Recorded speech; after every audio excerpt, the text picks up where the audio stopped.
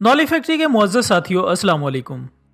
ناظرین اکرام، کسی بھی مذہب کی انسانی زندگی میں ہمیشہ سے ہی اہمیت اور ضرورت رہی ہے، لہٰذا اس بات سے انکار کرنا ممکن ہی نہیں کہ بنی نوع انسان ہر دور میں کسی نہ کسی مذہب کی پیروی کرتے رہے ہیں، جس کے لیے خالق کائنات نے مختلف ادوار میں مختلف پیغمبر بھیجے جو اپنے اپنے مذاہب کے رہنماؤں کے طور پر ابھرے، اور ساتھ ہی اس روئے زمین پر کئی ایسے کامل دین حضرات بھی بھیجے گئے جن کی بدولت کئی ایسے مذاہب نے جنم لیا جو اللہ کی وحدانیت کے قائل تو ہوئے لیکن پھر بھی کامل دین حاصل نہ کر سکے۔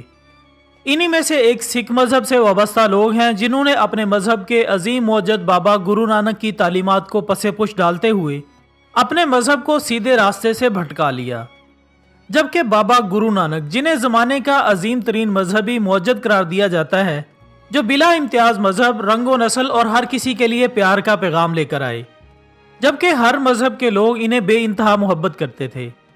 خواتین حضرات، ان کے بارے میں کہا جاتا ہے کہ انہوں نے دور دراز علاقوں میں سفر کر کے لوگوں کو ایک خدا کا قائل کیا، اس وحدہ لا شریک کا یقین دلایا جو کہ اپنی ہر تخلیق میں جلوہ گر ہے اور ایک لازوال حقیقت ہے۔ انہوں نے اپنے اس سکھزم مذہب میں ایک منفرد روحانی، سماجی اور سیاسی نظام ترتیب دیا جس کی بنیاد مساوات، بھائی چارے، نیکی اور حسن سیرت پر تھی۔ دوستو، بابا گرو نانک نے 15 اپریل 1469 کو لاہور کے قریب موجود ننکانہ صاحب یعنی پاکستان میں جنم لیا۔ ان کے والدین کلیان چند داس بید اور ترپتا تھے جو مذہباً ہندو تھے اور تاجر ذات سے تعلق رکھتے تھے۔ سکھ روایات کے مطابق گرو نانک کی پیدائش کے وقت اور زندگی کے ابتدائی برسوں میں کئی ایسے واقعات رونما ہوئے جن سے ظاہر ہوتا تھا کہ گرو نانک کو خدا کے فضل و رحمت سے نوازا گیا ہے۔ سکھوں کے تاریخ دانوں کے مطابق 5 برس کی عمر میں نانک کو مقدس پیغامات پر مشتمل آوازیں سنائی دی جانے لگیں۔ 7 برس کی عمر میں ان کے والد نے انہیں اس وقت کے رواج کے مطابق گاؤں کے ایک مدرسے میں داخل کروایا۔ سکھ روایات کے مطابق کم عمر نانک نے حروف تہجی کے پہلے حرف میں جو حساب میں عدد 1 سے مشابہت رکھتا ہے، جس سے خدا کی وحدانیت یا یکتائی ظاہر ہوتی ہے، اس حرف کے مضمر رموز بیان کر کے اپنے استاد کو حیران کر دیا۔ جب گرو نانک 5 سال کے ہوئے تو ان کا تعلیمی دور شروع ہوا، لیکن جب بابا گرو نانک اپنی اس تعلیم سے زیادہ خوش نہ ہوئے اور اداس رہنے لگے تو کسی نے ان کے والد کو مشورہ دیا کہ وہ اپنے بیٹے کے لیے کوئی ایسی تعلیم کا انتخاب کریں جو گرو نانک کے لیے دلچسپی کی حامل ہو۔ چنانچہ بہت سی سوچ بچار کے بعد آپ کو اسلامی تعلیم دلوانے کا فیصلہ کیا گیا، جس کا انتظام خود ان کے والد بزرگوار نے کیا، اور اس کے لیے ان کے پڑوس میں ایک مسلمان درویش سید حسن رہا کرتا تھا جس کی فصاحت و بلاغت اور مال و زر کا بہت چرچا تھا۔ وہ چونکہ بے اولاد تھا، اس لیے اس نے نانک پر دست شفقت پھیرا اور اس کی تربیت کرنے لگا۔ اس درویش کے فیض سے نانک نے علم معرفت اور حقائق کا گہرا مطالعہ کیا اور درس علم سے اتنا متاثر ہوئے کہ وہ صوفیہ کرام کے ان اقوال کا پنجابی میں ترجمہ کرنے لگے جس کو پڑھ کر وہ جھوم جاتے تھے۔ جبکہ دوستو، یہ حقیقت بھی نہایت دلچسپ اور ایمان افروز ہے کہ گرو نانک نے ایک کلیے کے تحت حروف ابجد سے یہ ثابت کیا کہ کائنات کی ہر چیز حضرت محمد صلی اللہ علیہ وآلہ وسلم کے نور سے منور ہے۔ ناظرین اکرام، بابا گرو نانک کے بارے میں یہ بھی مشہور ہے کہ آپ نے مسلمانوں کے ساتھ باجماعت نماز بھی ادا کی تھی، اور یہاں تک کہ آپ کا اسلامی ممالک میں قیام بھی ثابت ہے۔ لہٰذا کہا جاتا ہے کہ گرو نانک جی نے اپنے سفروں میں مکہ معظمہ میں 1 سال تک قیام کیا اور وہاں مختلف علماء اکرام سے توحید کے مسائل پر تبادلہ خیال بھی کیا۔ جیسا کہ کہا جاتا ہے کہ 1 سال گرو نانک نے مکہ و مدینہ کے باشندوں سے گفتگو کرتے گزار دیا۔ اس کے علاوہ بغداد شریف میں 6 سال گزارے اور آپ نے ایک مسلمان بزرگ حضرت مراد کے ہاتھ پر بیعت کی۔ خواتین حضرات، سردار ہرچند سنگھ جی نرمان کا کہنا ہے کہ گرو نانک کا مرشد بغداد کا ایک مسلمان پیر تھا جس کی خدمت میں آپ 6 سال تک بغداد میں رہ کر روحانیت کا سبق سیکھتے رہے۔ گرو نانک کے بارے میں کہا جاتا ہے کہ انہوں نے عام میل جول اور برت برتاؤ میں نیز کھانے پینے میں ذات پات کا کوئی خیال نہیں رکھا۔ اسلامی ملکوں میں گئے تو مسلمانوں کے گھروں سے کھانا کھاتے رہے، جبکہ کہا جاتا ہے کہ بابا گرو نانک کا ایک لباس آج بھی موجود ہے جسے آپ اپنے چیلوں کی رہنمائی اور ہدایت کے لیے اس دنیا فانی میں چھوڑ گئے ہیں۔ دوستو، در حقیقت یہ لباس آپ کو بغداد شریف سے ملا تھا جس پر کلمہ طیبہ لا الہ الا اللہ محمد الرسول اللہ لکھا ہوا ہے۔ اس کے علاوہ قرآنی آیتیں سورۃ فاتحہ، سورۃ اخلاص، آیت الکرسی، سورۃ نصر اور دیگر آیات قرآنی درج ہیں، جبکہ سامنے خشخط حروف میں لکھا ہے کہ ان الدین عند اللہ الاسلام، یعنی سچا دین صرف اسلام ہی ہے اور کوئی نہیں۔ جبکہ لباس پر یہ بھی لکھا ہے کہ اشہد ان لا الہ الا اللہ و اشہد ان محمدن عبدہ و رسولہ۔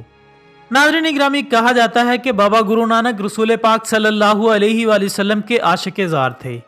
آپ دین اسلام پر نہایت فدا ہو چکے تھے۔ بابا گرو نانک نے اپنے پیچھے اپنے ماننے والوں کے لیے اگر کوئی قابل احترام اور تاریخی چیز چھوڑی ہے تو وہ ہے بغداد والا لباس۔ سکھ تاریخ میں لکھا ہے کہ گرو نانک جی نے اپنی زندگی کے آخری حصے میں دریائے راوی کے کنارے کرتارپور پر ایک قصبہ آباد کیا تھا، جو آج کل تحصیل شکر گڑھ میں دربار صاحب کے نام سے یاد کیا جاتا ہے۔ اس قصبے کو آباد کرنے کے لیے ایک مسلمان رئیس مالک نے کافی ساری زمین عطیہ کی تھی۔ گرو نانک نے جب یہ قصبہ آباد کیا تو اپنے گھر کے ساتھ ایک مسجد بھی تعمیر کروائی اور اس میں نماز پڑھانے کے لیے ایک امام بھی مقرر کیا تھا۔ ان کی وفات پر مسلمانوں نے یہ بات گرو نانک کے مسلمان ہونے کے ثبوت کے طور پر پیش کی تھی۔ قصہ مختصر یہ کہ گرو نانک اسلامی عبادات، نماز، روزہ، حج، زکوٰۃ اور کلمہ طیبہ کی حقانیت اور اہمیت سے بخوبی آگاہ تھے۔ اللہ تعالیٰ کی وحدانیت اور پیغمبر آخر الزماں حضرت محمد صلی اللہ علیہ وآلہ وسلم کی رسالت پر کامل اعتماد رکھتے تھے۔ جبکہ مصور پاکستان ڈاکٹر علامہ محمد اقبال نے گرو نانک کے پیغام توحید کی کیفیت کو یوں واضح کیا ہے کہ پھر اٹھی آخر صدائے توحید پنجاب سے، ہند کو ایک مرد کامل نے جگایا خواب سے۔ ناظرین اکرام، بلا شبہ علامہ اقبال کا یہ شعر بابا گرو نانک کے اسلام کے لیے کیے جانے والے کام کی طرف اشارہ کرتا ہے، لیکن افسوس کہ سکھ حضرات بناوٹی رسموں، شرکیہ افعال اور غلط فہمیوں میں پڑھ کر اس صراط مستقیم سے بہت دور جا پڑے ہیں جس کی طرف گرو نانک نے رہنمائی کی تھی۔ خواتین حضرات، کہا جاتا ہے کہ بابا گرو نانک کی وفات پر مسلمانوں اور سکھوں کے درمیان ایک اختلاف پیدا ہوا، اور واقعہ کچھ یوں ہے کہ جب ان کی وفات قصبہ دربار صاحب کرتارپور تحصیل شکر گڑھ میں ہوئی تو ان ایام میں ہندوستان پر شیر شاہ سوری کی حکومت تھی۔ شہنشاہ بابر وفات پا چکے تھے اور ان دنوں سکھ فرقہ اپنی موجودہ حیت میں کہیں نہیں تھا، تو بابا گرو نانک کی وفات کے موقع پر کرتارپور کے ہندوؤں اور مسلمانوں میں سخت تنازع پیدا ہوا۔ ہندو اس بات کے دعوے دار تھے کہ بابا گرو نانک ہندو تھے، اس لیے ان کی لاش کو نذر آتش کیا جائے گا، جبکہ مسلمان اس بات کے دعوے دار تھے کہ بابا جی مسلمان ہیں، انہیں کئی بار نماز ادا کرتے دیکھا گیا ہے اور اس بات کے چشمدید گواہ بھی موجود ہیں، لہٰذا ہم انہیں باقاعدہ نماز جنازہ پڑھ کر دفن کریں گے۔ قریب تھا کہ بابا جی کی تدفین کے مسئلے پر ہندو مسلم فساد برپا ہو جاتا اور کشت و خون تک نوبت پہنچ جاتی۔ اسی دوران تحصیلدار پرگنہ شکر گڑھ نے موقع پر پہنچ کر بیچ بچاؤ کروا دیا۔ تحصیلدار نے علاقے کے مسلمانوں کی ایک خفیہ میٹنگ بلائی اور کہا کہ تم لوگ آدھی رات کے وقت بابا جی کی میت کو چپکے سے اڑا لو اور 15-20 مسلمان بابا جی کی نماز جنازہ پڑھ کر انہیں خاموشی سے دفن کر دو۔ تحصیلدار نے ایک بڑی ہی دلچسپ تجویز پیش کی کہ صبح کے وقت یہ معطر ریشمی چادر چارپائی پر ڈال کر سب لوگ شور مچا دیں کہ بابا جی کی میت کو پرماتما نے آکاش پر بلا لیا ہے اور یہ معطر چادر بھیج دی ہے۔ اس چادر کے 2 ٹکڑے کر کے ہندو اور مسلمان آپس میں بانٹ لیں، مسلمان چادر کو دفن کر دیں اور ہندو اسے نذر آتش کر دیں۔ چنانچہ ایسا ہی ہوا۔ تحصیلدار پرگنہ شکر گڑھ کی یہ اسکیم کامیاب رہی۔